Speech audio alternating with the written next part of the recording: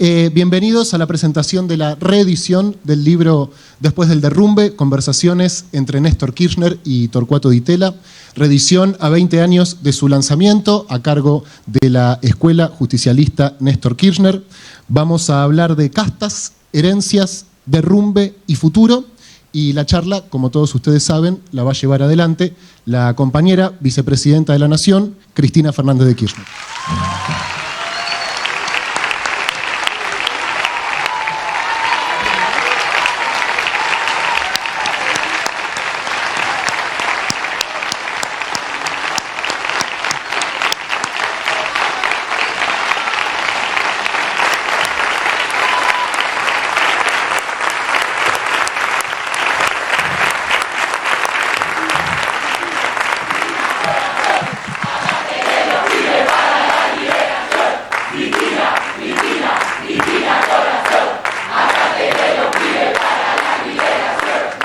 ¿Cómo estás, Cristina? Yo muy bien, ¿y vos? Yo estoy un poco nervioso, pero son los primeros minutos nada más. ¿Por qué motivo estás nervioso? No, por la gente debe ser, porque bueno, hace bastante tiempo que estoy pensando qué preguntarte también. Traje varias preguntas, espero que podamos conversar de todos estos temas. Dale. Bueno, quería arrancar preguntándote puntualmente por el libro y por qué decidiste, por qué pensaste presentar este libro en este momento. Bueno, Después del derrumbe, que es este libro, que son las conversaciones entre Torcuato Di Tella y Néstor, allá por el 2003. Y bueno, se llama Después del derrumbe porque en el año 2001 pasaron cosas en el país. Pasaron, y derrumbe, ¿por qué? Porque es el derrumbe del modelo neoliberal, claramente. Pero, ¿por qué me preguntabas vos también? Hoy también quiero, porque viste, dijiste castas. Yo también quiero recomendar otro libro hoy. Era algo que te iba a preguntar. A ver, este es el libro del 2003 y coetáneamente en el 2004 se publicó otro libro que se llama Economistas contra la democracia. Los intereses inconfesables de los falsos expertos de la economía, de Jacques Sapir. Es un libro muy interesante, Máximo me lo venía recomendando hacía tiempo, yo no hacía tiempo para leerlo, me lo puse a leer, me faltan 2 capítulos, los últimos, pero el libro es fantástico, porque además es un libro que se publica empezando a describir la situación de la Argentina en el 2001, la crisis del 2001 y la crisis de Rusia, a la que también quisieron llevarle el modelo de la convertibilidad. ¿Sabías eso, Pedro? No sabía, no, la verdad. Bueno, vayan integrándose que después de la crisis económica, la caída del muro de Berlín, la caída de la Unión Soviética y la perestroika y todo eso. ¿Mandaron un argentino para allá? Casi que iban a mandar a caballo con el modelo para hacerlos, los querían convencer a los rusos que tenían que adoptar un modelo de convertibilidad con el dólar. A los rusos con el dólar. No tuvieron éxito. No salió. No salió. No, en fin, los rusos son rusos. Por sobre todas las cosas. Una cosa que deberíamos aprender los argentinos también. A ser fuertemente argentinos, me parece, ¿no? Bien. Pero vos me decís por qué. Bueno, porque dentro de 29 días hay elecciones. ¿Sabías? Lo tengo presente todos los días, Cristina. Y hoy, además, se cumplen 50 años del triunfo de la fórmula Perón-Perón. Allá por el 73, con un récord de votos del 62% de los votos. El segundo en el peronismo después fue Kirchner, en el 2011, con el 55% de los votos. Kirchner, aunque Kirchner no estaba. Bien, pero si me permitís, Pedro, una digresión, porque estamos hablando de elecciones. Y la verdad que hace tiempo, para ser más preciso, hace 2 meses, un mes y medio, que vengo leyendo editoriales, notas periodísticas, que no hablo, que el silencio, que no hablo del resultado, que no hablé del resultado de las elecciones, que si Massa, si lo apoyo a Sergio, que si no, y hay editoriales y gente que habla en la televisión. A ver, ¿qué iba a decir después del resultado de las elecciones? Yo ya había dicho el resultado de las elecciones antes. Cuando, a ver, Cuando todas las editoriales de los medios hegemónicos decía que prácticamente quien resultara vencedor en la interna de Juntos por el Cambio era el futuro presidente o presidenta de la República Argentina, que nosotros estábamos en la lona, que en fin, bueno, en un programa de televisión en mayo, allá en mayo creo que fue, ¿no? Mayo, dije que iba a ser una elección atípica, de tercios, y que lo importante iba a ser el piso y no el techo. Bueno, sucedió eso, y hoy los competidores son los que tuvieron mejor piso en términos individuales. El candidato de la Libertad de Avanza y el candidato de UP.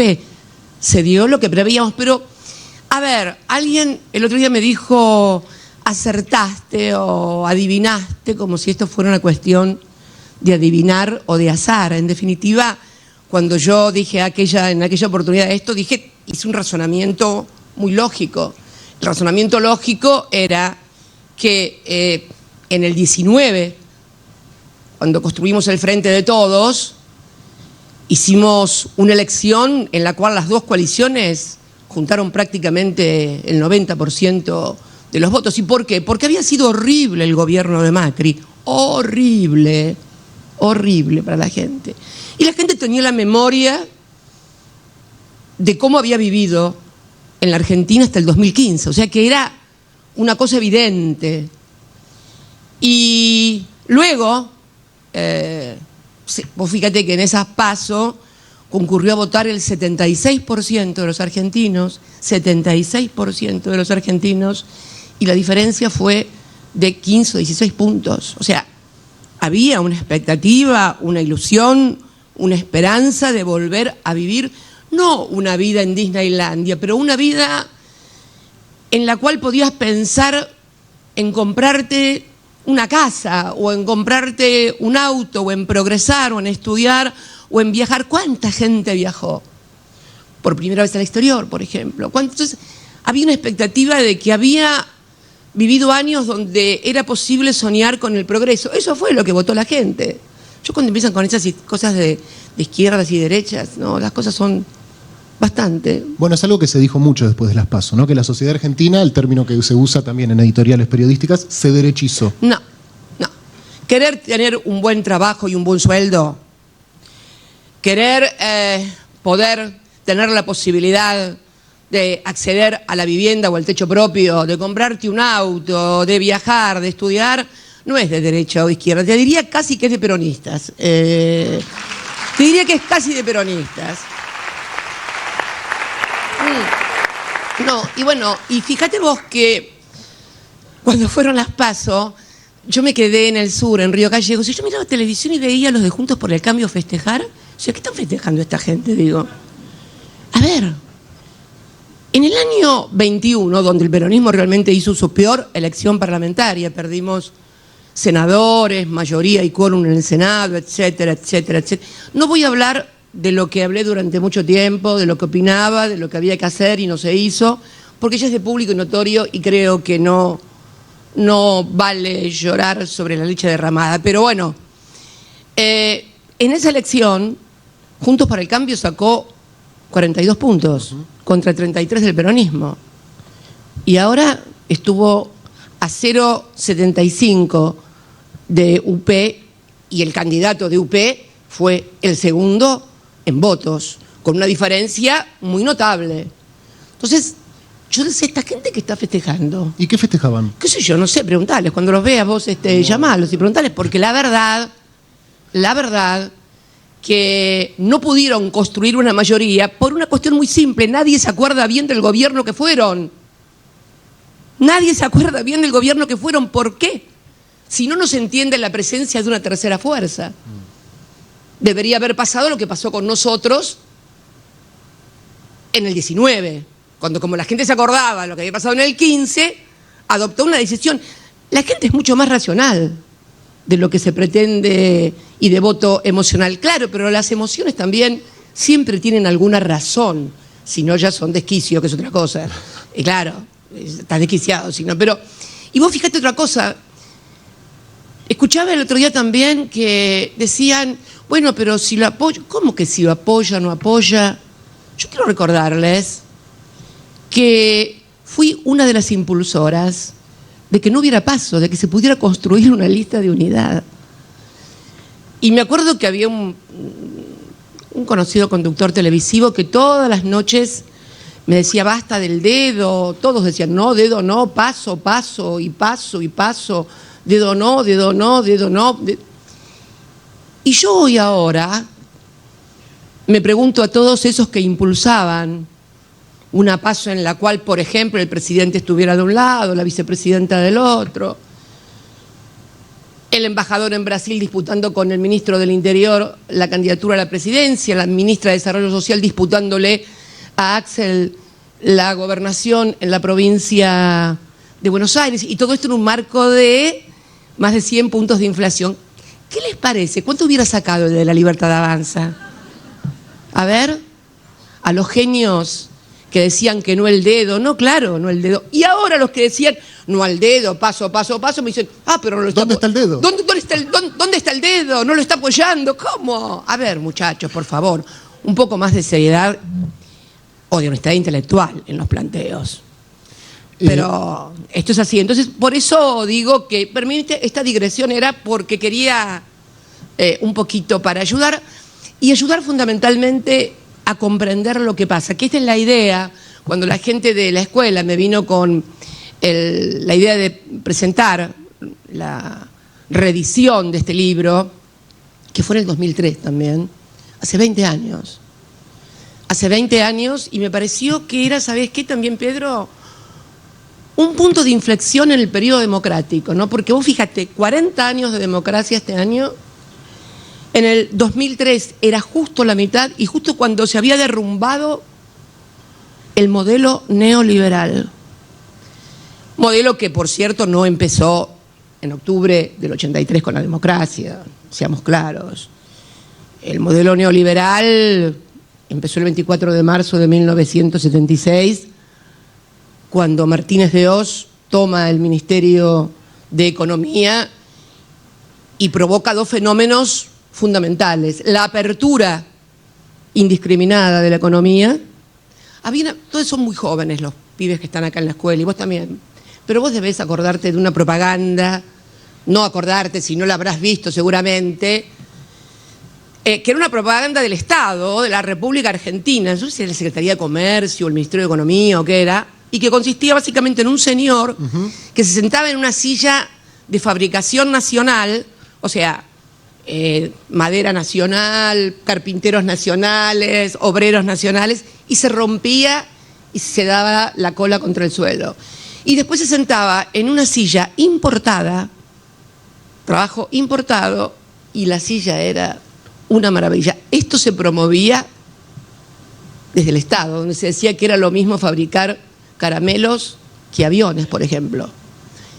Y fue una apertura indiscriminada junto a una reforma financiera que modificó totalmente el patrón de acumulación que la Argentina había tenido hasta 1976. Anoche lo escuchaba al candidato de La Libertad Avanza. Ajá. Sí, hay que escuchar a todos y a todas.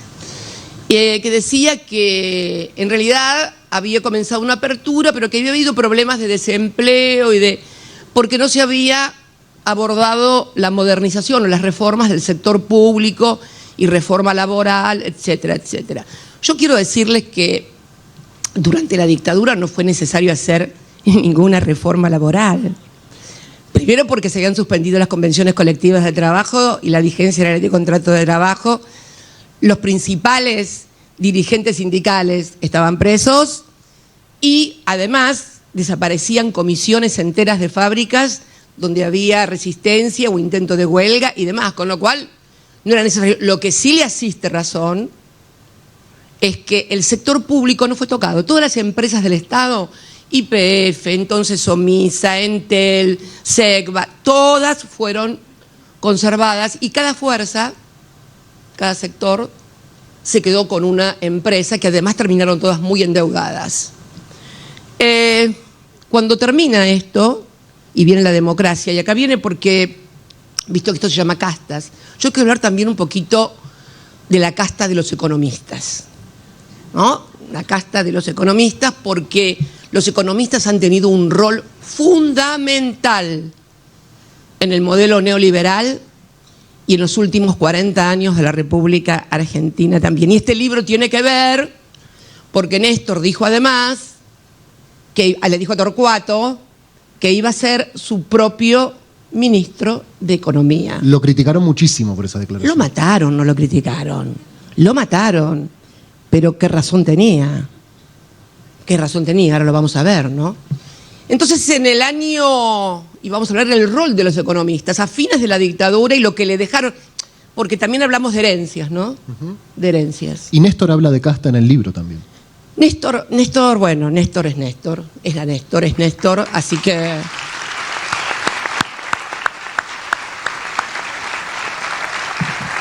Pero cuando termina la dictadura, todas las empresas públicas seguían estando en manos del Estado, todas, con mucho déficit, inclusive YPF, porque habían utilizado la capacidad de endeudamiento en dólares de YPF para endeudarla y traer muchos dólares al país para sostener lo que se estaba haciendo. Y acá finalmente, porque vas a ver que hay algo común desde el ciclo del 24 de marzo hasta la fecha, y que es 3 sectores claves o 3 cuestiones claves: endeudamiento,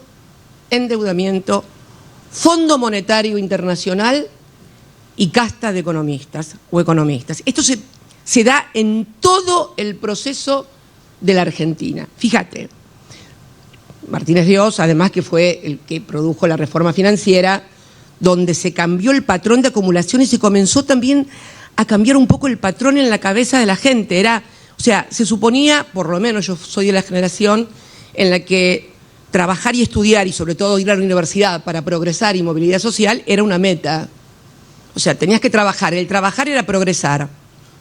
Se cambia la lógica durante la dictadura y comienza a surgir la especulación financiera a plazos fijos. Si vos veías a viejitas, jubiladas, frente a las pizarras de La Nación, ahí en la calle Florida y demás, para ver cuánto estaba el dólar, la tasa de plazo fijo.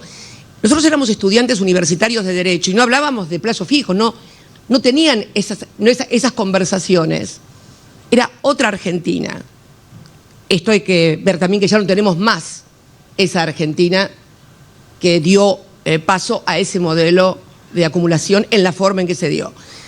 Y fíjate vos que al final de la dictadura aparecen también 2 economistas vinculados con el endeudamiento. Y acá quiero hacer una mea culpa, porque, Pedro, te quiero contar, y seguramente vos también lo repetías, que Cavallo, que en ese momento, cuando terminó la dictadura, estaba en el Banco Central de la República Argentina, es el que había estatizado la deuda de los grupos privados con nombre y apellido: Pérez Compán, Techín, Bulguerón, Socma, Macri, toda la deuda que tenían estos grupos económicos que habían aparecido como capitanes, es decir, la famosa formación de los capitanes de la industria. Toda la deuda privada de estos grupos fue estatizada. Y yo todavía dije que la estatización la había hecho Cavallo. Bueno, pero parece ser que Cavallo estatizó, sí, pero la deuda en pesos.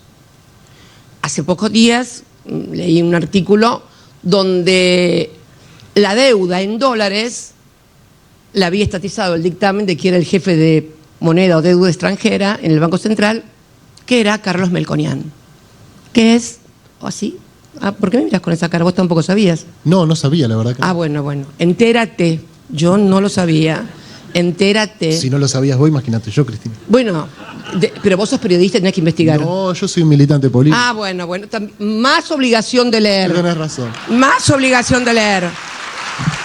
Le voy a pedir a todos los militantes y en general a los argentinos, que así como dicen garren la pala, yo digo garren los libros que no muerden, garren los libros que no muerden. Miren, yo sé que el telefonito es mejor, tanto pero probá a hacer lo siguiente: lee un libro y cuando no entendés algo de lo que dice el libro, sea un término, sea una idea, una teoría, un autor, ahí sí agarra el teléfono. O sea, lee el libro con el teléfono al lado. Te digo que es fantástico.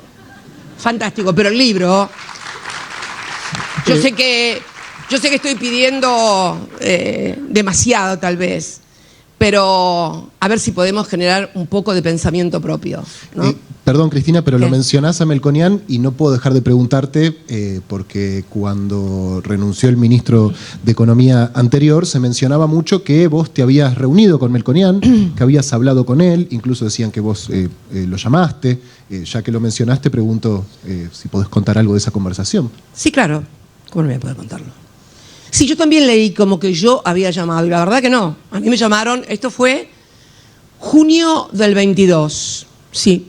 Primeros días de junio del 22 recibo un mensaje de un compañero, el doctor Zanini, para ser más claro, cordobés. Y ¿estás por acá, Carlos? Sí, allá arriba. Me debes estar odiando en estos momentos, pero lo lamento mucho. Me preguntó, lo lamento. No voy a decir lo que decía Clarín, lo llamó ella, no. Perdón, Chino. Claro. Zanini me dice que se puso en contacto con él, un intendente amigo, compañero de Córdoba, que Pia Astori, que es la titular, una persona encantadora, Pia Astori, titular de la Fundación Mediterránea, de la cual depende el Instituto IERAL. Ahora vamos a explicar un poquito qué es la Fundación Mediterránea. No demos por sobreentendido nada. Bien. Quería contactarme para ver si podía tener una reunión conmigo ella y Carlos Melconian, al que habían contratado para hacer un plan en el Instituto IERAL. Yo le contesté que sí, que no tenía ningún problema, pero el contexto era que estábamos en junio del año pasado, la economía, el ministro, no quedaba muy bien que trascendiera una reunión pública entre la vicepresidenta y quienes estaban preparando un plan económico. De hecho, al mes siguiente, Martín Guzmán huyó, tocó los tarros y fuiste. Bien. No, si no es para aplaudir, es para llorar, casi te diría. No. Bien. Le digo, mirá, que sea una cosa reservada, discreta, sin ningún problema, que esto y que el otro. Bueno, eso pasó y a las 2 semanas me llama, porque estaba en Europa en ese momento ella, que cuando volviera de Europa quería hablar, y bueno, y nos reunimos. Nos reunimos y estuve charlando, una persona muy agradable, muy, bueno, como se la ve por televisión, muy campechana, muy...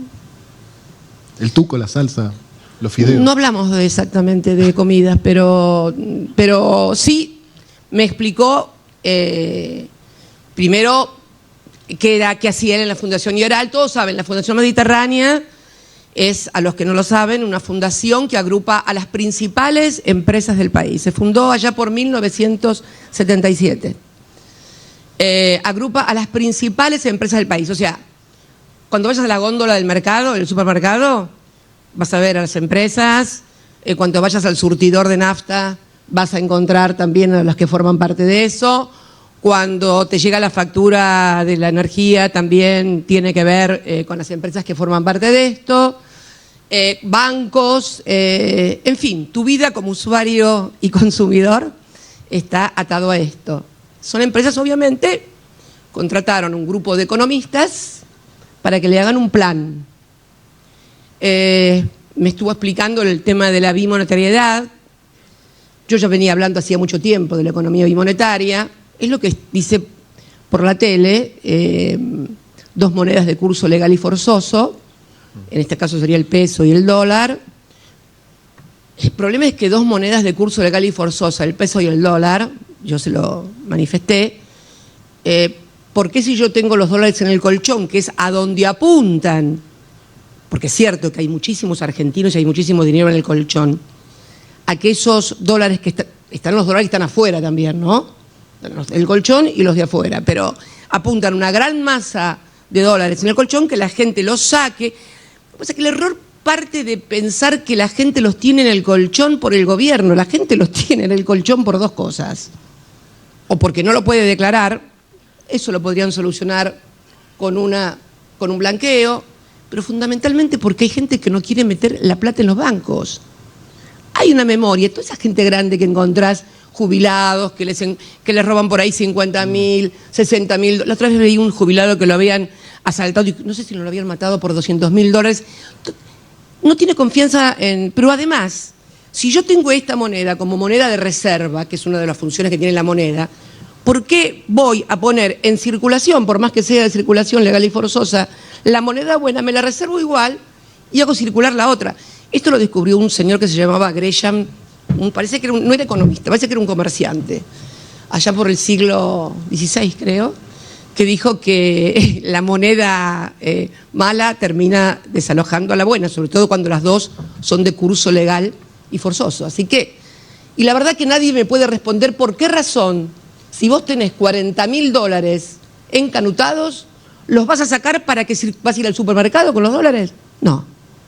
Creo que se toman atajos y me parece que nadie quiere hablar de los verdaderos problemas que tiene la Argentina. Yo creo, sinceramente, y esto vamos a hablar un poco al final cuando hablemos de castas, que si vos no identificás correctamente el problema y creés que el problema es el déficit fiscal, la presión tributaria, que es lo que normalmente el caballito de batalla de todos los empresarios, el déficit fiscal, porque piensan que si hay déficit fiscal le vamos a aumentar los impuestos para financiarlo.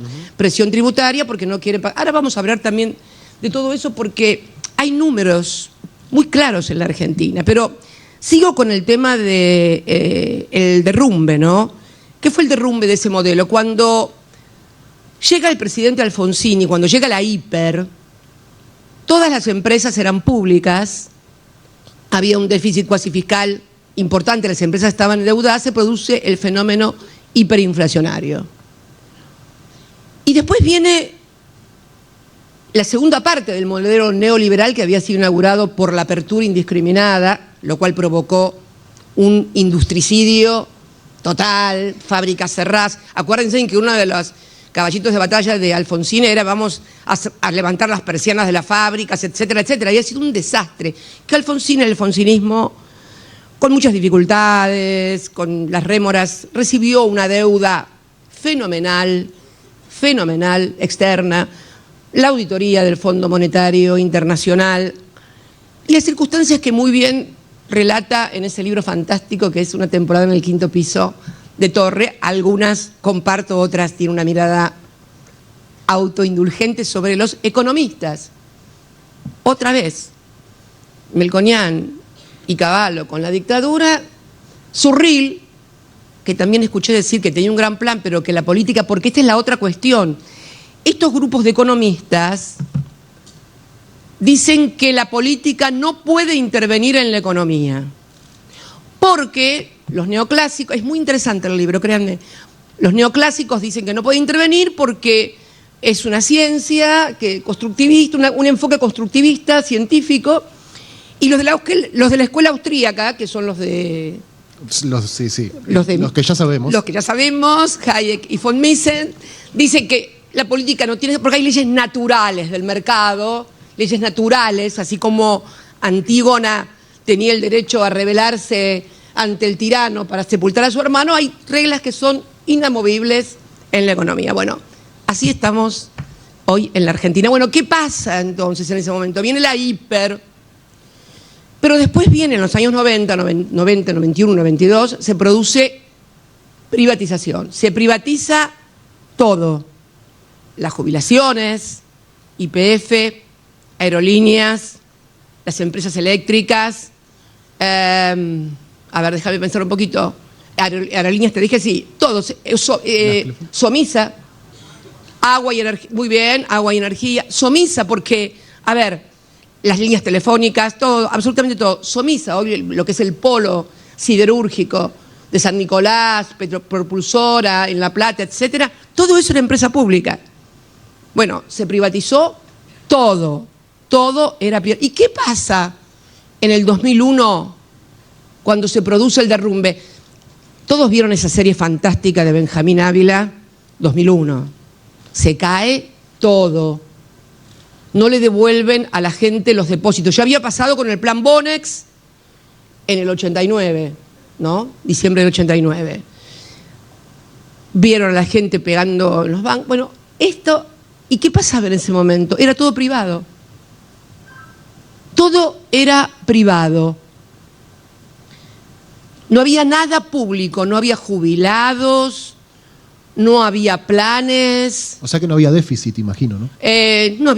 No era el problema. El problema fue, tanto en el 89, cuando había deflación en la Argentina. Si en el 89 la crisis fue por hiperinflación, en el 2001 fue por el fenómeno inverso, ese que hay algunas que no distinguen, ¿viste? Y dicen deflación e inflación. Bueno, sí. Dios nos libre. Y que Melconian siga ahí, por favor, traduciendo, porque si no va a estar complicado. Va a estar complicado. O sea, el modelo se cae por hiperinflación y se cae por déficit cero. En el año 2001 yo era diputada y se discutió no solamente el déficit cero y se aprobó, sino que además se aprobó la intangibilidad de los depósitos, una ley que decía: el banco te tiene que devolver, no, nadie se puede apropiar de tu depósito en pesos, en dólares. Sacaron la ley, la sancionaron y se cayó igual, allá por hiperinflación y acá por deflación. Allá era todo público, acá era todo privado. Pero entonces, no es que público, privado, déficit cero, no déficit cero, es que por ahí no parece que no va la cosa. ¿Y quiénes estaban? ¿Quién había vuelto? Porque ¿quién había vuelto? La convertibilidad, que con la privatización estuvo la convertibilidad del 1 a 1. Cavallo había vuelto porque la Alianza, que fue un espacio, la primera coalición, el primer gobierno de coalición de la Argentina, había despertado una gran expectativa en la ciudadanía, porque decían que el problema era solamente la corrupción del menemismo y por lo tanto si se recuperaban los 5.000, hasta daban cifras, los 5.000 millones de la corrupción menemista, el modelo funcionaba perfecto. Se cayó igual. Por la ficción, lo que no tolera, uno puede teorizar en economía, puede ser heterodoxo, ortodoxo, puede ser de la escuela austríaca, de la de Chicago, de los clásicos o neoclásicos, pero lo que no se puede es fingir, no se puede hacer ficción. En economía lo único que no se puede hacer es ficción, porque finalmente la realidad termina estallando. Entonces, cuando este señor, que decidió que iba a ser su ministro de Economía, llega al gobierno, recibe la herencia. Una herencia complicada. La deuda soberana más grande defaulteada, el default de deuda soberana más grande. El Fondo Monetario que auditaba, los jubilados congelados, pero además solamente un 40% de la población había accedido al beneficio previsional porque todos habían perdido el trabajo, no habían podido completar los aportes, etcétera, etcétera. Los bonistas enojados. Yo me acuerdo que cuando ibas por ahí al despacho de Néstor, lo escuchaba a Sanito Artaza con un megáfono en la plaza: devuélvanos los ahorros, que eran los ahorristas que habían ido a golpear, con justa razón, las puertas de los bancos. Me acuerdo que un día, yo no sé si fue el primer mes, fueron los productores avícolas de Entre Ríos y le tiraron, no sé, 3.000 pollitos, pobrecitos amarillitos, en la plaza, quejándose porque no podían competir con la industria avícola brasilera. 22% de desocupación, 2 dígitos de desocupación. Sin industrias, porque había sido un industricidio lo que había sucedido. Con sueldos descontados ya sabemos, ¿no?, de jubilados y de empleados. Es más, fíjate vos, durante la gestión de Alfonsín también, producto de la crisis que había dejado el nivel de endeudamiento y el tema, se determinaron congelar las jubilaciones y las regalías que recibíamos las provincias petroleras productoras de hidrocarburos. Esta es la herencia que recibe este santacruceño que creía y amaba profundamente a su país. Y la verdad que no se puso a hablar de la herencia, se puso a laburar y hacer lo que había que hacer, a reestructurar la deuda, como la reestructuró, a pagarle al Fondo Monetario Internacional allá por el 2005, a pagarle a los bonistas el Bodén 12, porque el Bodén 12 no había sido construido, pero nosotros lo pagamos a partir del 2005. 2005 Néstor paga 3 cuotas, 2005 6 y 7, y yo pago, Cristina la Tonta paga las 5 cuotas restantes, el Bodén 12. Este sindicato recibió el Bodén 12 porque también era uno de los que había quedado atrapado el dinero de los trabajadores del gremio del sindicato con aquel famoso corralito. Este fue el derrumbe. Fue en el año 2003 y comienza un periodo que es el periodo, no ya en democracia, sino desde la ley Sáenz Peña, más largo de un espacio político. Nadie pudo completar 3 periodos consecutivos de gobierno. No lo pudo hacer Irigoyen porque fue derrocado, no lo pudo hacer Perón porque fue derrocado, aunque luego lo eligieron por 3ª vez. Y entonces uno se plantea cuál fue la herencia entonces que dejó el populismo, el kirchnerismo. Por lo pronto dejamos una deuda absolutamente reestructurada, el Fondo Monetario no estaba en el país, los salarios de los trabajadores, pero yo no se los voy a contar porque si no van a decir, bueno, ¿qué va a decir ella? Yo quiero que escuchemos, primero, por favor, pongamos en pantalla palabras de Nicolás Dujovne. A ver, por favor. Eso es. Nicolás Dujovne, ministro de Economía, bueno, ustedes ya vieron ese video infinidad de veces, ¿no? Argentina tenía niveles de endeudamiento bajísimos, tanto a nivel del gobierno como a nivel de las empresas, como a nivel de las familias. O sea, en el año 2016, Pedro, Argentina como país, las empresas argentinas y las familias argentinas, o sea, los argentinos, tenían un bajísimo nivel de endeudamiento. Pero escuchemos... ¿Te puedo hacer una pregunta? Sí, dale. El otro día lo escuchaba en el debate de vicepresidentes, al candidato a vicepresidente de Juntos por el Cambio, sí, esbozar un argumento que es muy repetido por los voceros del macrismo, que es que ellos tomaron deuda para pagar la deuda del gobierno anterior. Bueno, eso no es cierto y ahora lo vas a ver. Calma, radicales. Calma. Vamos a ver ahora, lo que van a ver ahora... ¿Por qué no quise yo? Podría haberme venido con cuadritos de cómo entregamos, de que esto, que el otro, pero ustedes van a ver ahora un fragmento de un programa de televisión que tiene un psicólogo que lo conduce, que además, sí ya saben, ese que nos regaló el imborrable e inolvidable momento cuando dijo, no entiendo, bien. La filosofía muy interesante. Una filosofía muy interesante, bueno... Eso solo ya tiene un lugar en el periodismo argentino, antológico, y hay que reconocerlo. Yo lo meritorio lo reconozco, la verdad, porque hay que reconocer el mérito, porque si no parece ser que una no le gusta nada, no, somos medio gata flora, viste que no te gusta nada. Bueno, este es un fragmento de un economista que no es kirchnerista ni nada que se le parezca, la economista Marina del Poyeto, que fue una de las 270 economistas que firmó esa solicitada de, según el candidato de la Libertad Avanza, inútiles economistas. Por ahí en algunas cosas casi que chocala, pero chocala, porque la verdad que...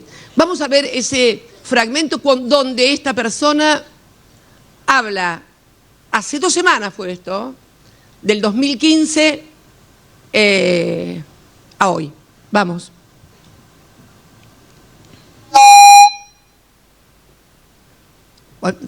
¿No se escucha? La herencia. O sea, seguimos discutiendo herencia. ¿No tenemos audio? En 2015 vos tenías crédito, hoy no hay crédito. En 2015 los pesos que sobraban en la economía no estaban indexados, hoy devengan tasa de interés.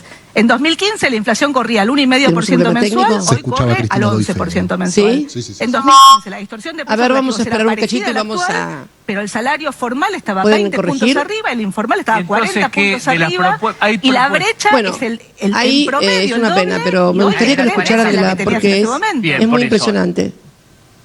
A ver, otra vez, vamos a ver, dicen que ¿podemos escuchar de vuelta? No, parece que no. Bueno, ¿sí? Te puedo hacer otra pregunta, si querés. Sí, dale, mientras. Néstor en el libro... No, pero es importante esto que me dijiste porque vos no me dejes sin contestar la pregunta. No, pero me dijiste calma radicales, que lo vamos a ver en el video. Está muy bien, está muy bien. No, lo que quiero decir es que si podemos, ¿se puede corregir o no se puede corregir, por favor? No, a mí no me gusta dejar las cosas a medias. Las cosas hay que hacerlas. Sí. Ah, bueno, en la tele salió. Lo lamento por los que están aquí en el auditorio, pero bueno. A ver, vamos de vuelta. Vimos el libro Tiempo Perdido, que era la herencia, el manejo de la herencia, el manejo de la herencia de la herencia, y ahora es el manejo de la herencia, Se de la lee. herencia. Se lee, perfecto, ya se leyó, está muy bien. 2015 Marina del Polleto crédito, hoy no dice hay y compara. crédito. En 2015 los pesos que sobraban El en la economía no 2015 estaban había indexados, crédito, hoy- ahora no hay crédito. En el 2015 el dinero no daban tasa indexada de interés, ahora está indexada.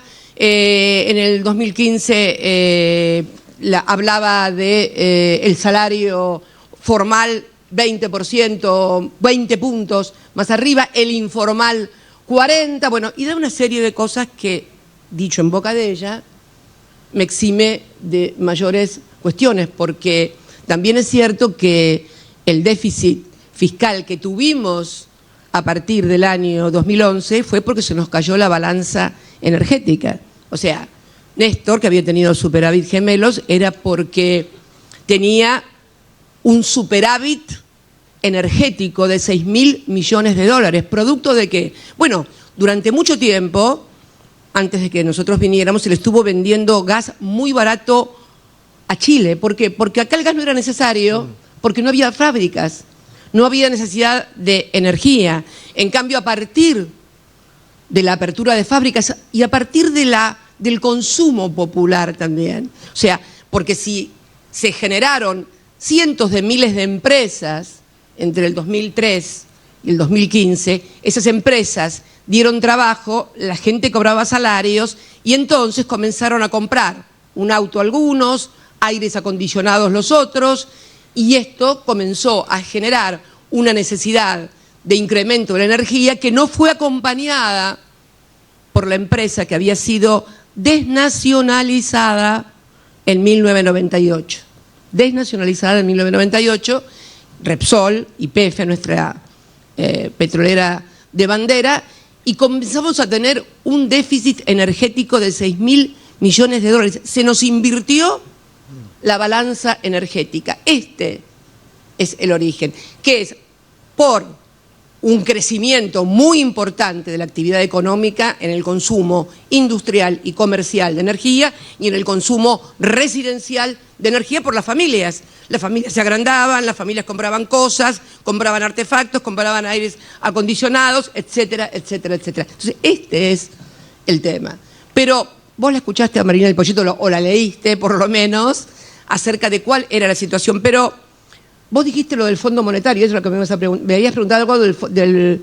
Cuando ellos les preguntan por la deuda... Ahora vamos, el segundo video, que ya no es de ningún economista, sino de un expresidente. ¿Podremos escucharlo, por favor? A ver. Segundo... He decidido iniciar conversaciones. Uy, Dios mío. Qué mal que estamos. Tecnológicamente muy mal. Bueno, hoy lo tenemos a Macri. Ay, no se me había ocurrido, nunca nos había fallado esto. Espero no ser yo. Una pesadilla.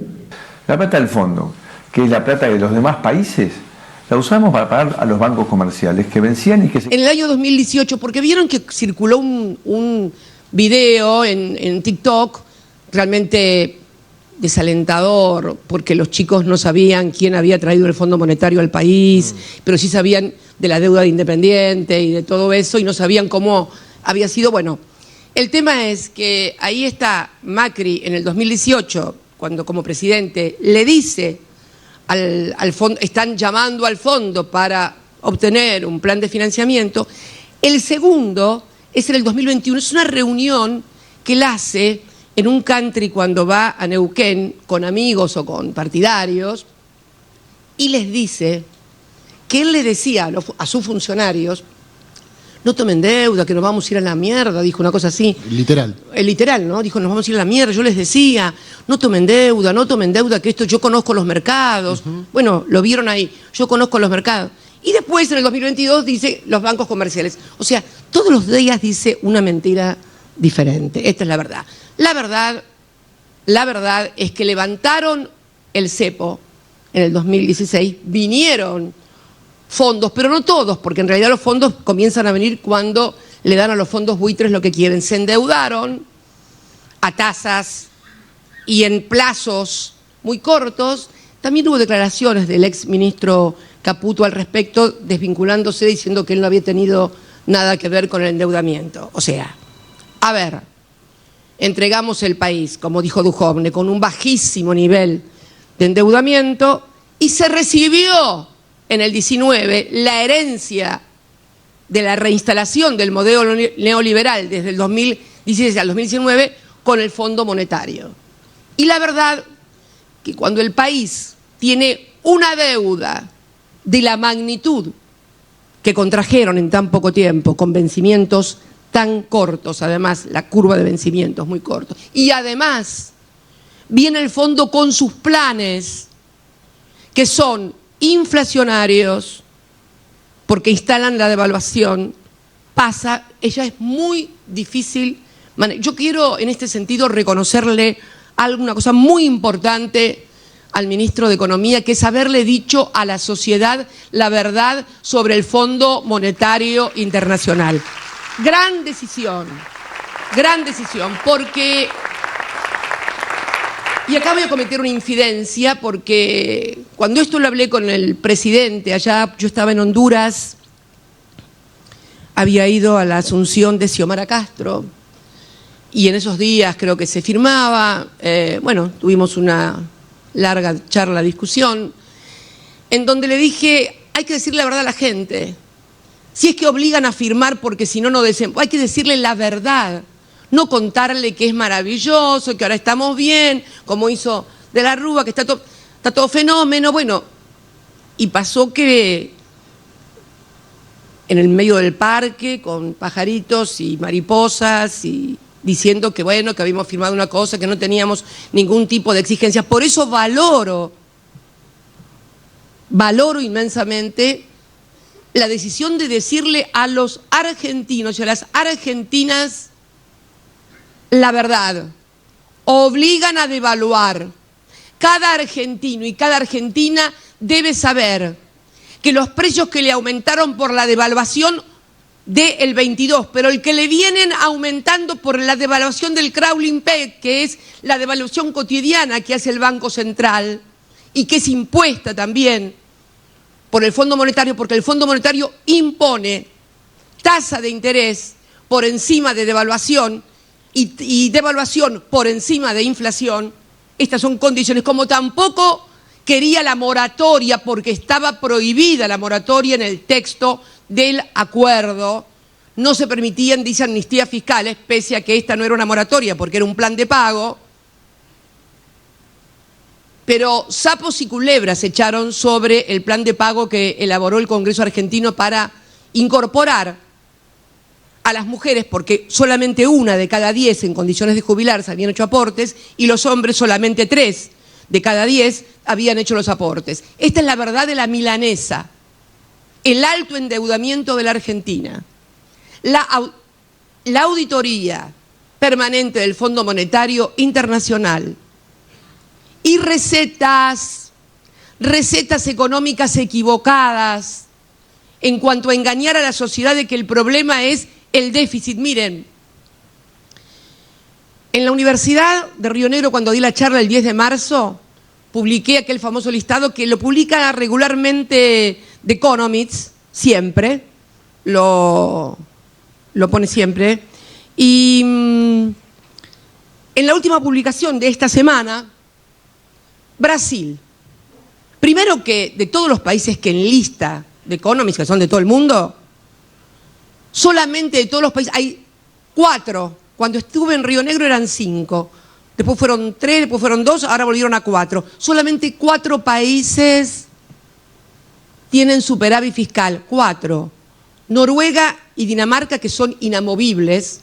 Claro, son 5,5 millones de personas en uno, 6 millones en la otra, y absoluta capacidad en materia energética, o sea, exportan energía, con lo cual, ¿no? Y tienen un sistema tributario, en fin, no les voy a hablar de lo que son los países escandinavos.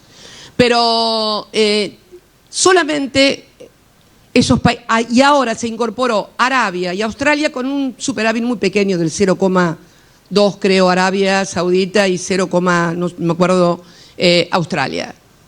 Todos los demás, pero vayamos a nuestro socio, a nuestros amigos.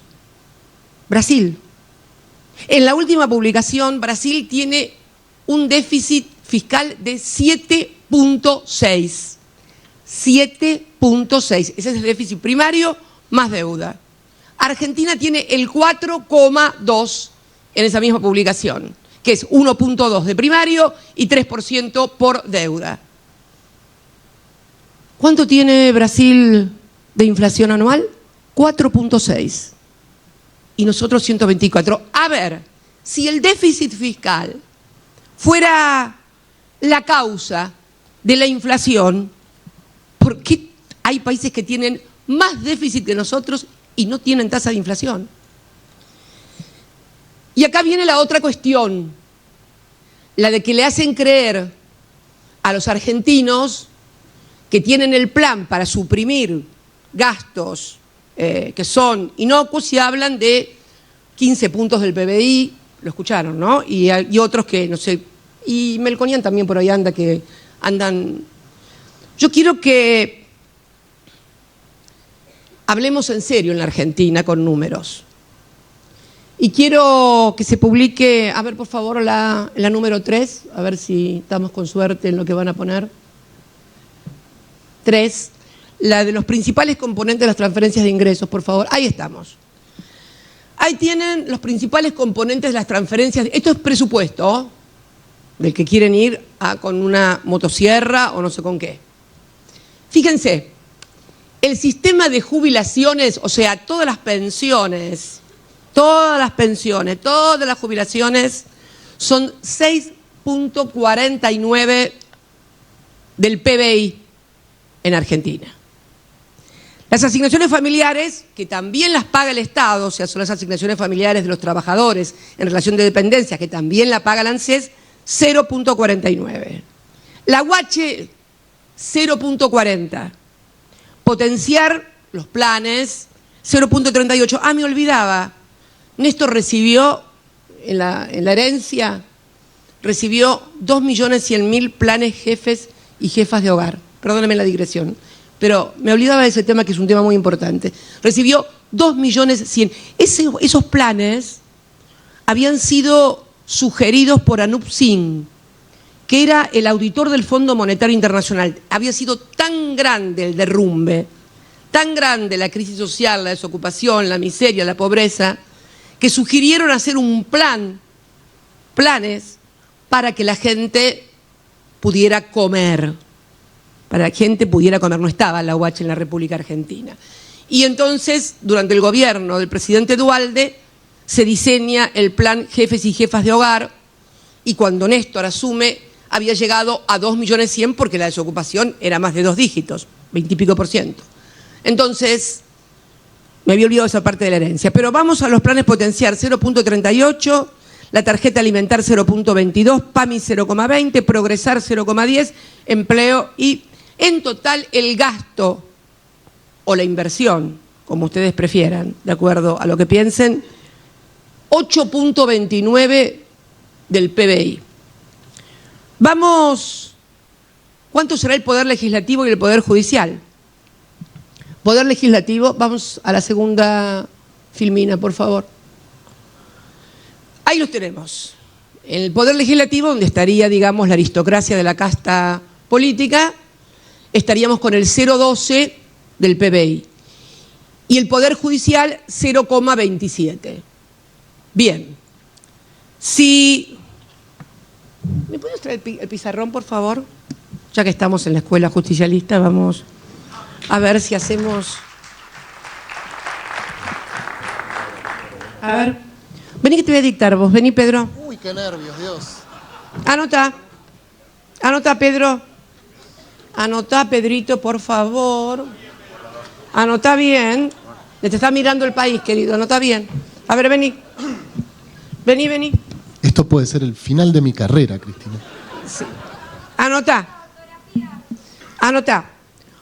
8.29. Pone 15 puntos acá. Aquí, dale, grande. Ay, che, ¿no puedes escribir mejor un poquito? Ahí está. 15%. Ahora anota acá. 8.29. 8.29. Muy bien. Eso es todo lo que podríamos denominar gasto social. Anotá 0,12 y 0,27. No, acá vas a tener que sumar ahora. Bueno, dale. Dale. 0,12, dale. No hace falta casi el porcentaje, está bien. Lo borro. Dale. Bien, 0,12. 0,27. Bien. Y ahora anotá 4,75. 4,75. Muy bien.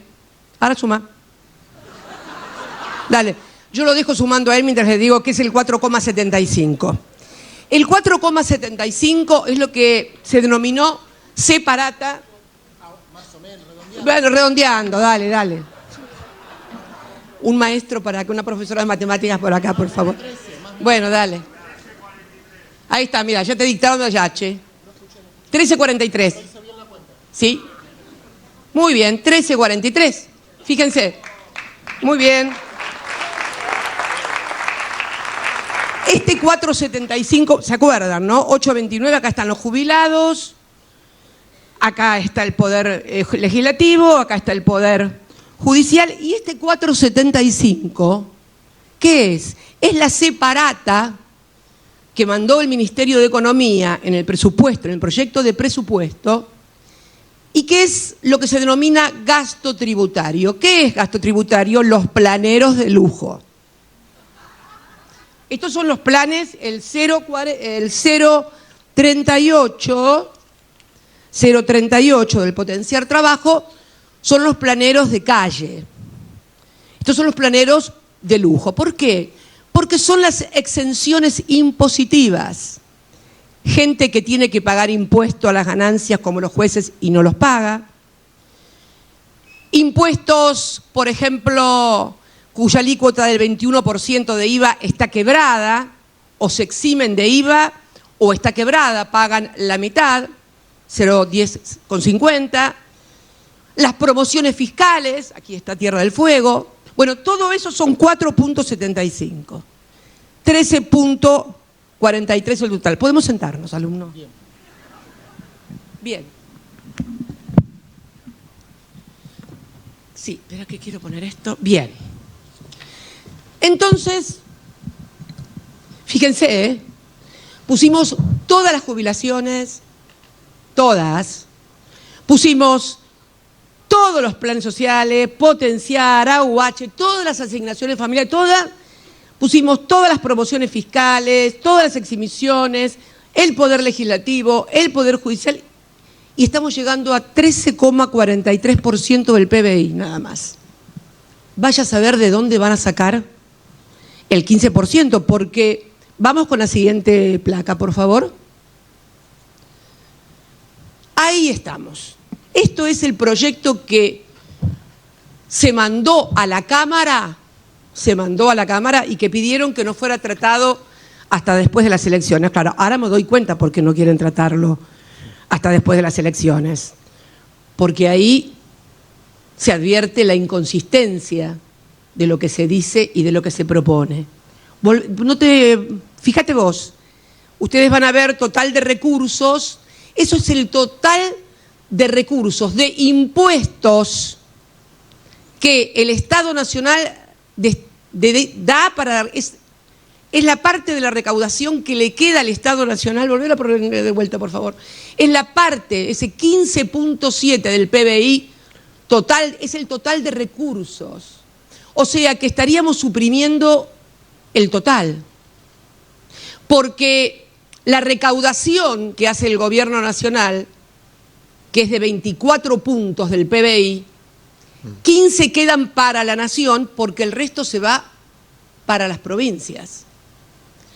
Y acá viene la segunda parte de los mitos. O sea, vemos que en realidad es imposible ir con la motosierra porque no te dan los números para hacer lo que querés hacer. Pero no dan los números porque fíjense que, bueno, me va a decir, bueno, pero sacamos entonces, bueno, ese 13.43 sobre 15, eso que resta es Fuerzas Armadas, Fuerzas de Seguridad, universidades, cuerpo diplomático en el exterior, relaciones exteriores, etcétera, etcétera. Como verán, realmente muy inconsistente todo. Pero acá hay otro mito también, que es la presión tributaria. ¿No escucharon a decir a los empresarios, a los candidatos de la oposición que la presión tributaria es tremenda en la Argentina? No nos vayamos de esa filmina todavía. Fíjense que el total de recursos es 15,7 y el gasto primario es 17,3. Ahí tienen el déficit primario. Y después el 19,1 es ya con la deuda en pesos y en dólares. Es 4,2 el déficit, 1,2 de lo que gasta el Estado. Pero 3 puntos son del pago de la deuda. 3 puntos del PBI van a pago de la deuda. Pago de la... Y nadie habla de eso. Hablan del 0,40 o 0,38 del PBI, pero nadie habla de los 3 puntos del PBI que hay que pagar de deuda. ¿En serio creen que el problema son el 0,38 o el 0,40? Contra el 3% del PBI de dinero que se va porque es deuda. Y la mayor parte en dólares. Moneda que no emitimos. Bien. Esto tiene que ver y viene a cuenta de, dicen, la tremenda presión tributaria que tiene la Argentina. Las empresas que pagan, que esto, que el otro. Vayamos a la última filmina. Bueno, esto que ustedes están viendo ahí, ingresos públicos, porcentaje sobre PIB, es una publicación del Fondo Monetario Internacional. Esto es información del Fondo Monetario Internacional y habla del porcentaje de recaudación, o sea, el porcentaje de impositivo que hay sobre cada PBI. Volverlo a poner, por favor, que es importante que la gente vea esto. La serie empieza en el 2015 cuando nosotros nos fuimos. Bueno, no hay datos a esta altura ni de Ecuador, en el 23, economía dolarizada, ni de Honduras, ni de Venezuela, economía en la cual hay una economía bimonetaria, no de derecho, pero sí de hecho. Pero vamos a Argentina, que es la amarilla, la de abajo de todo, puesto 14, en porcentaje de ingresos, o sea, de impuestos sobre PIB. Impuestos. Hay ingresos, pero los ingresos públicos son los impuestos que pagan. Que no son, como dicen muchos, que creen los impuestos cuando hablan, pago los impuestos, la luz, el gas, el agua, no son impuestos, son servicios. Y lo que se paga es una tasa, no es un impuesto.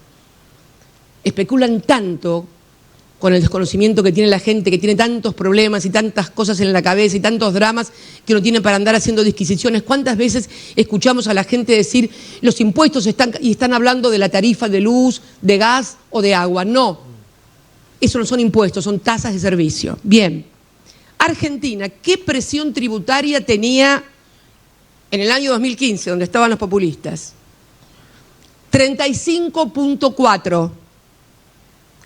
¿Cuál es hoy la presión? 32.3.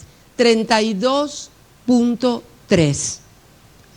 Fue el único país que bajó 3,1 puntos de presión tributaria. Miren, Italia, Giorgia Meloni, il fascisti. 45, no, pero me cae, le voy a decir una cosa. Y bueno, les voy a decir la verdad. El discurso que dio contra Francia sobre el tema de los inmigrantes, casi que yo le aplaudía, ¿viste? ¿Qué querés que te diga? 47,8 tenía Italia de presión tributaria en el 2015. Hoy con Giorgia Meloni tiene 50. Creció el 2x2. España, 38,7 en el 2015. Hoy tiene 44,2. 5,5 puntos creció presión tributaria. Alemania, 45,1 en el 2015, ahora va a 47. Casi 2 puntos. 1,9.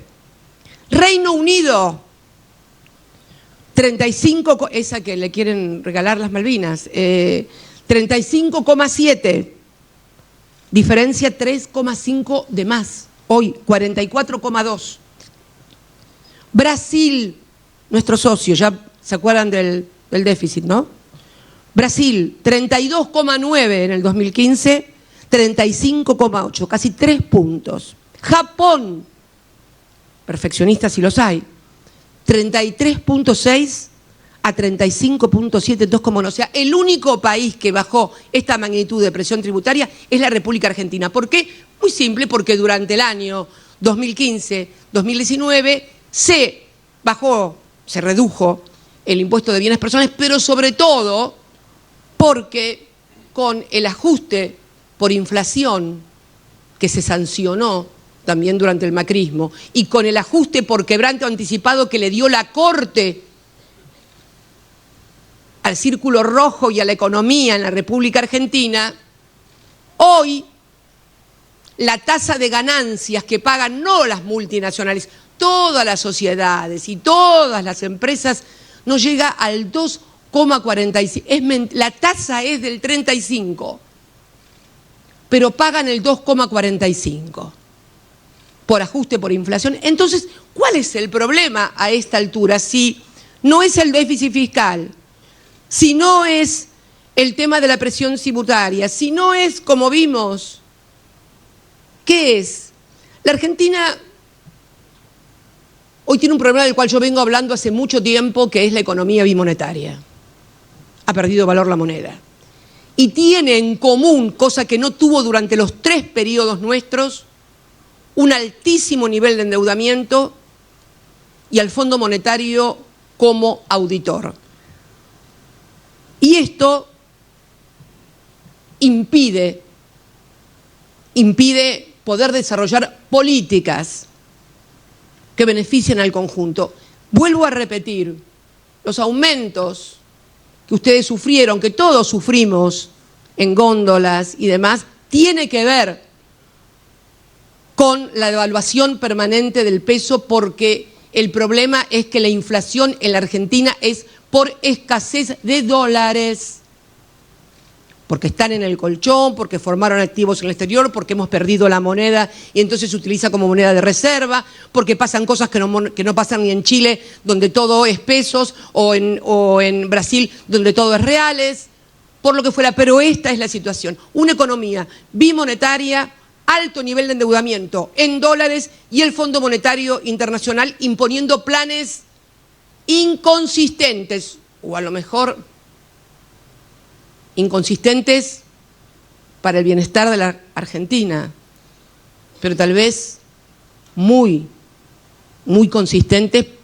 para el día de mañana apoderarse por chauchas y palos de todos nuestros recursos naturales.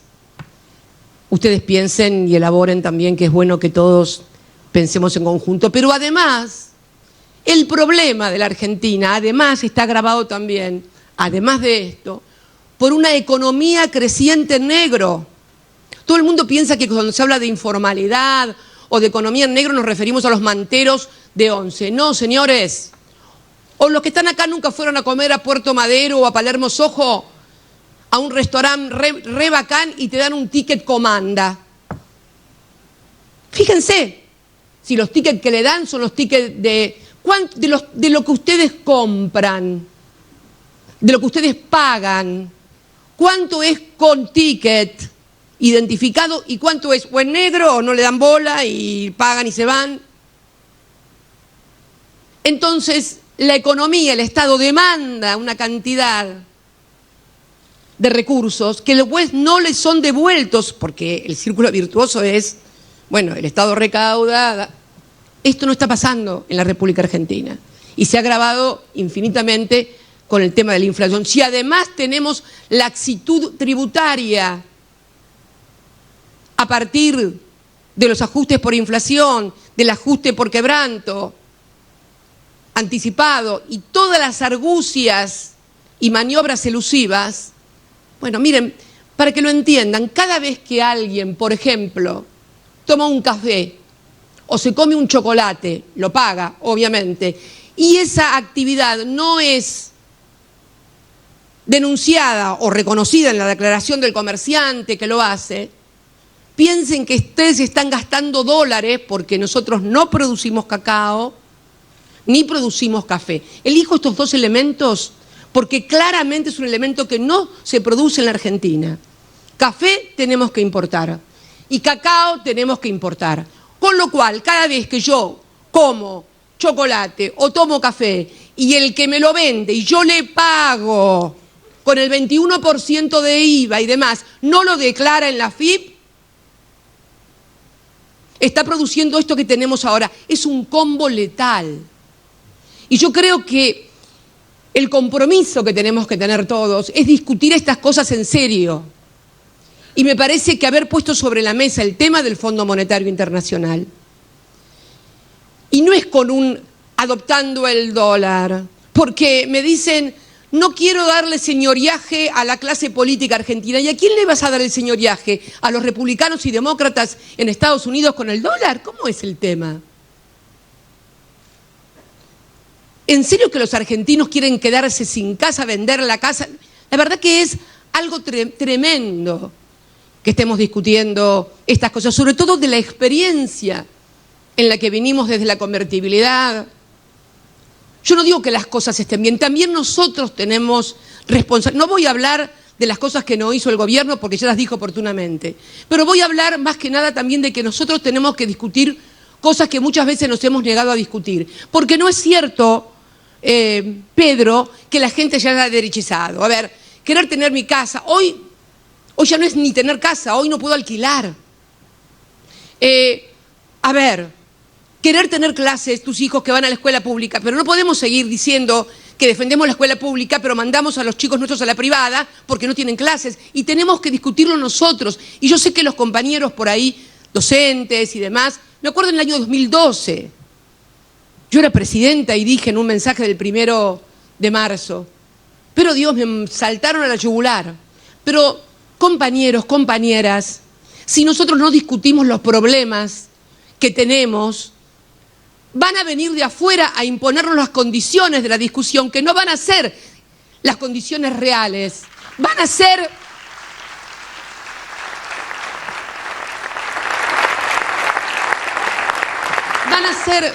y tenemos que discutirlo sin enojarnos, sin enojarnos. Vos hablás de Néstor. Néstor durante 12 años, gobernador de la provincia de Santa Cruz, nosotros pagábamos presentismo. Yo sé que es un tema álgido y de discusión. Pero ¿saben qué nos pasaba? Que docentes que iban a trabajar a la escuela privada nos hacían huelga en la pública. Y tenemos que discutirlo eso sin enojarnos. Porque si no vienen estos tipos a discutirnos todo, los vouchers, las universidades pagas. Realmente creo que tenemos en serio que discutir las cosas, porque nuestros motivos y nuestras razones son valederas. Pero no tenemos tampoco que tornarnos corporativos, Porque se puede ser corporativo de derecha, pero también se puede ser corporativo de izquierda, porque la corporación, en definitiva, es cuando un sector privilegia sobre el resto y por ahí sin advertirlo. Esto no es un problema de malos y buenos, es un problema de intereses.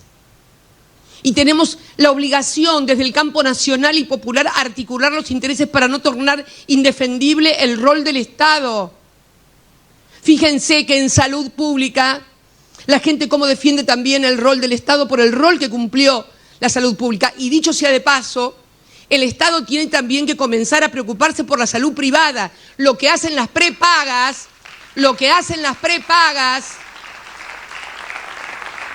que los médicos, de una buena vez por todas, se debe abordarse el problema de la medicina prepaga en la República Argentina para que estén bajo un régimen de aseguradoras de la salud.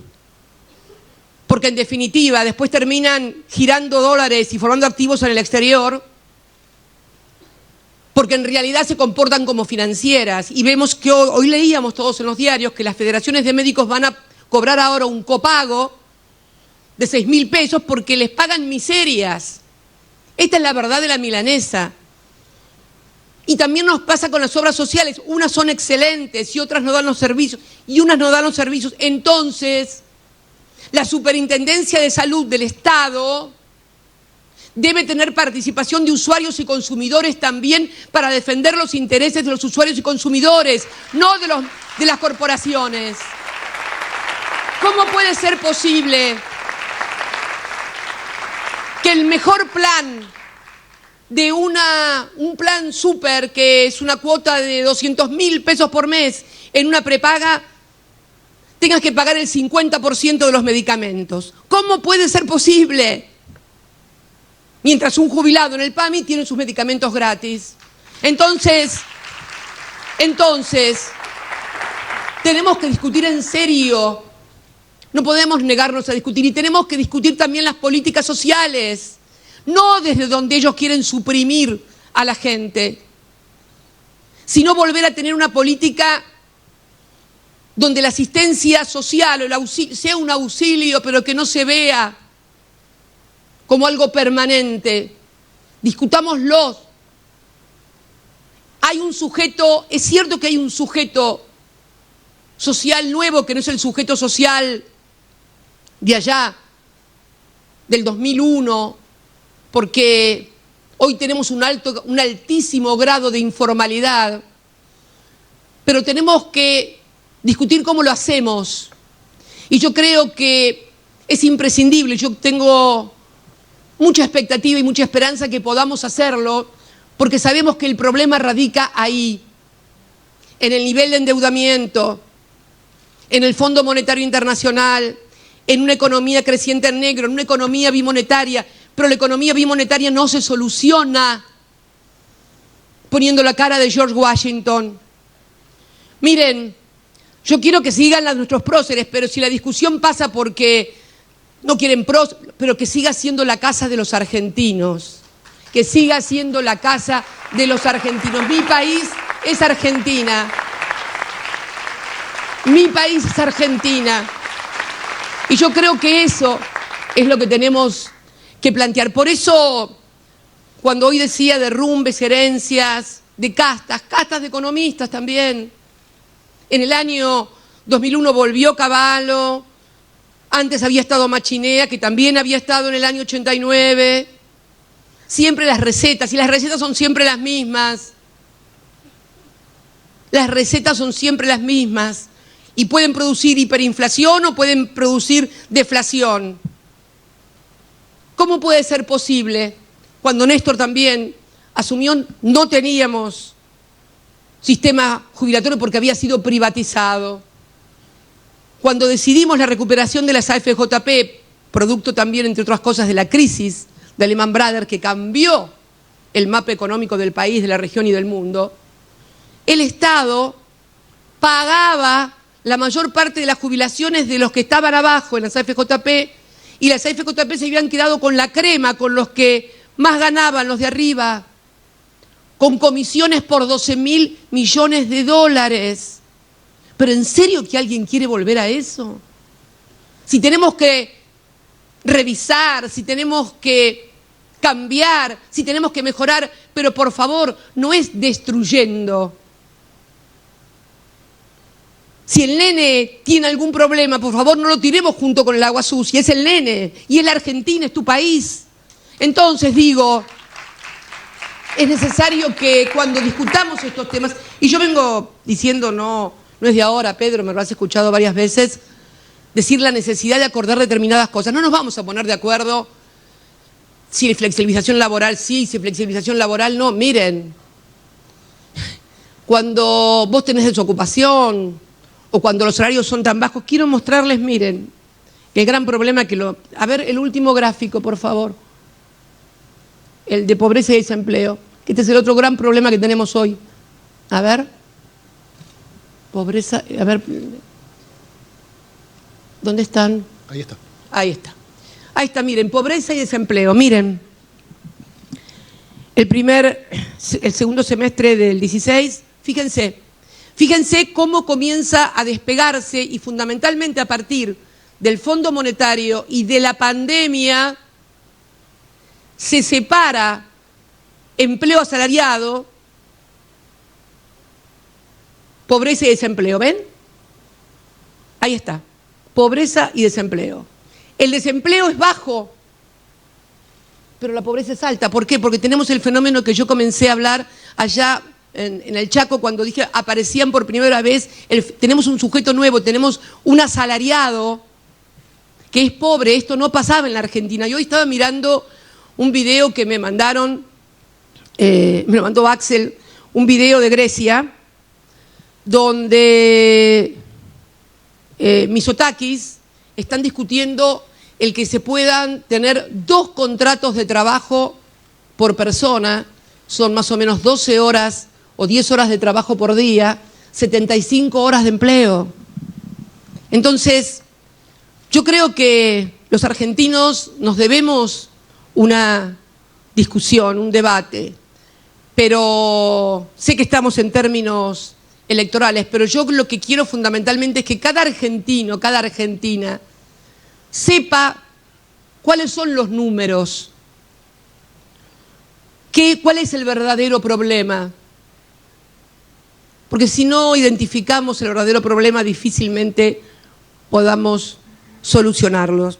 Yo creo que, además los militantes, y además estando en una escuela justicialista de Néstor Kirchner, creo que, en serio, lo dije en broma, pero es necesario convertirse cada militante, cada alumno, cada alumna, fundamentalmente de esclarecimiento. Es una tarea importante, más que consignas, más que hablar con la gente y explicar cuál es el verdadero problema, cuáles son los peligros, los desafíos que tiene la Argentina en un momento muy complejo y muy difícil. Por eso hoy quería venir a representar lo que hace 20 años presentó Néstor con Torcuato Di Tella, un gran... Torcuato no era peronista, obvio, ¿no? Torcuato fue nuestro primer secretario de Cultura, pero Torcuato era un hombre de ideas socialistas. Y él decía, en el libro, hay un artículo de él, hay varios artículos de él, pero Torcuato decía por qué no había un Lula en la Argentina, o sea, un dirigente, porque había estado el peronismo. Y también por eso yo digo que las categorías de discusión de derecha e izquierda, me parece que le erramos si pensamos que la gente se fue para la derecha o para... No, créanme, querer vivir bien no es de derecha, querer vivir dignamente no es de derecha, es de argentinos, y creo que la labor que tenemos como militantes, como dirigentes, es hacer todos los pasos y tomar todas las decisiones que tengamos que tomar. Por eso las decisiones, muchas veces no se entienden algunas decisiones o lo que hacen, pero miremoslas en perspectiva. Y hoy creo que le estamos diciendo a la gente el problema que estamos teniendo y que necesitamos que cada argentino y cada argentina tome conciencia de esta situación. para que pueda decidir libremente. No se decide libremente si no se sabe la verdad. Si te mienten, no se decide libremente. Si te mienten y te engañan, vas a ser más esclavo que nunca. Muchas gracias a todos y a todas. Agradecemos la presencia de la vicepresidenta de la Nación, Cristina Fernández de Kirchner. Gracias, Cristina, por haber estado en la UMED. Gracias a todos y a todas. Gracias, Pepe, también por tu participación. Pepe Rosenblatt también sobre el escenario.